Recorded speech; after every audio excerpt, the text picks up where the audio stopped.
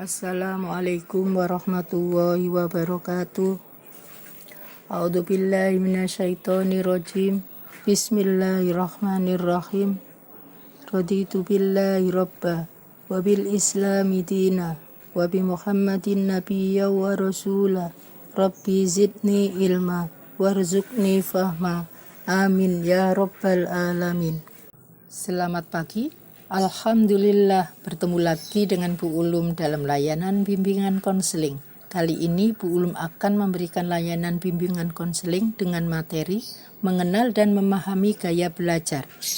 Tujuannya adalah agar peserta didik dapat memahami dan mengetahui tentang gaya belajar dan strategi belajarnya. Sebelum mengenali gaya belajar kita, mari kita kenali apa gaya belajar itu.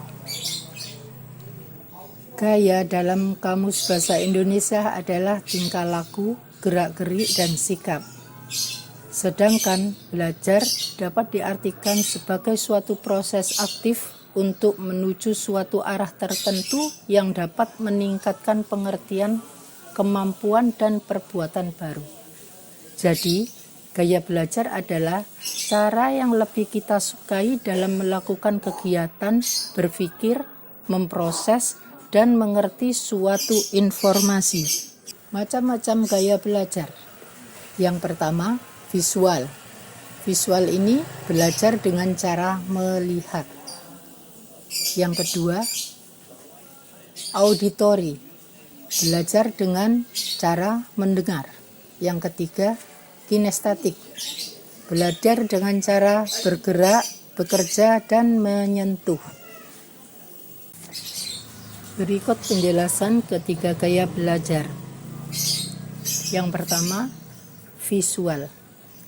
Gaya belajar visual yaitu gaya belajar yang lebih banyak menggunakan indera mata sebagai alat untuk menyerap informasi. Orang-orang visual banyak mengikuti ilustrasi atau membaca instruksi sendiri. Ciri-ciri gaya belajar visual. Yang pertama, bicara agak cepat. Tidak pandai memilih kata-kata dalam berbicara. Kedua, rapi dan teratur. Ketiga, perencana dan pengatur jangka panjang yang baik. 4. Tidak mudah terganggu oleh keributan. 5. Lebih mengingat yang dilihat daripada yang didengar. Keenam, lebih suka membaca daripada dibacakan. Sedangkan kelebihan dan kekurangan cara belajar visual, kelebihannya yang pertama, sangat baik dalam mengingat wajah tetapi sering lupa nama orang tersebut. Kedua, dapat mengingat detail warna dengan sangat baik. Ketiga, mampu mengeja, membaca, dan menghafal pelajaran dengan baik. Kekurangannya, yang pertama, tidak bisa belajar kalau suasananya ramai. Yang kedua, susah memahami penjelasan guru tanpa disertai gambar dan grafik. Ketiga, terganggu konsentrasinya saat melihat tampilan yang menurutnya tidak menarik. Strategi untuk mempermudah proses belajar anak visual. 1. Belajar dengan gambar, diagram, dan peta. Yang kedua, belajar dengan membuat coretan dan simbol, tanda-tanda penting. Yang ketiga, membuat pengelompokan. Yang keempat, belajar dengan menggunakan multimedia, video, dan gambar-gambar berwarna. 2. Gaya belajar auditory. Gaya belajar auditory lebih banyak menggunakan telinga sebagai alat untuk menyerap informasi yang masuk. Orang auditori lebih senang informasi itu dia dengar dari orang lain. Ciri-ciri gaya belajar auditori. Yang pertama, kesulitan menulis banyak tetapi hebat dalam bercerita. Yang kedua, suka bicara pada dirinya sendiri pada saat belajar. Yang ketiga, mudah terganggu oleh keributan. 4. Lebih suka seni musik daripada seni lukis.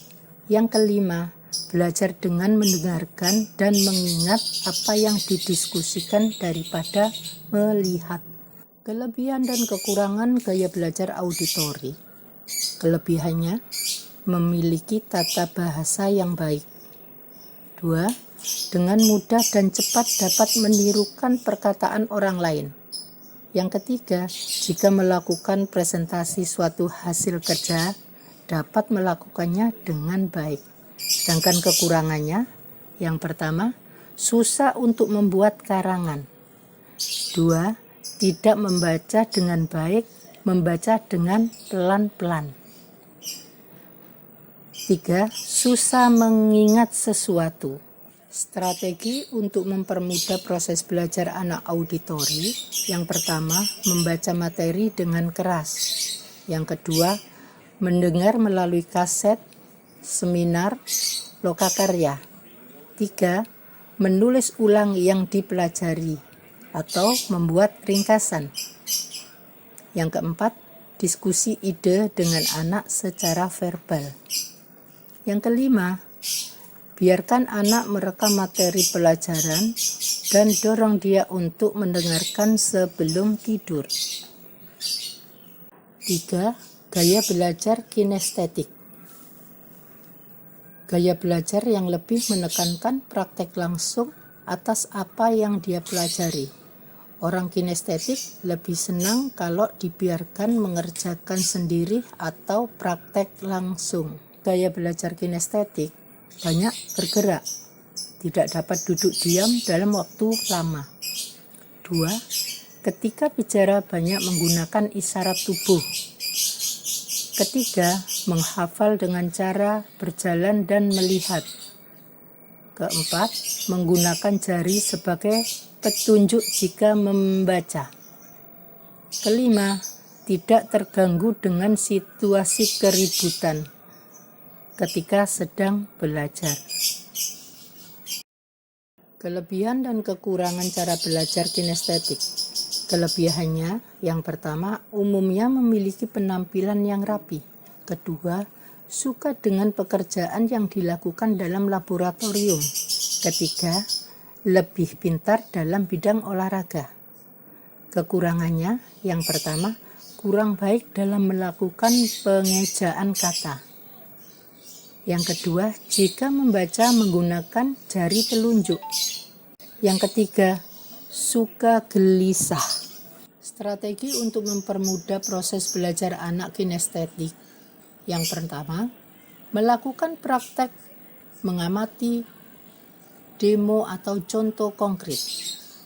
Yang kedua, jangan paksakan anak untuk belajar berjam-jam. Ketiga, menggunakan model Lego, alat-alat praktek, kerajinan tangan. Yang keempat, drama, permainan, aktivitas lapangan. Yang kelima, menggunakan gerak dalam belajar. Ketika kamu sudah bisa mengenal gaya belajar kamu, yakni bagaimana kamu menyerap dan mengelola informasi, maka kamu akan dapat menjadikan belajar dan berkomunikasi itu lebih mudah, sesuai dengan gaya belajar kamu. Demikian anak-anak semua yang berbahagia, semoga materi yang Ibu sampaikan bermanfaat. Sampai jumpa di materi yang lain. Subhanakallahumma wa bihamdika asyhadu an la ilaha illa anta astaghfiruka wa atubu ilaik. Tetap semangat dan sukses selalu. Assalamualaikum warahmatullahi wabarakatuh.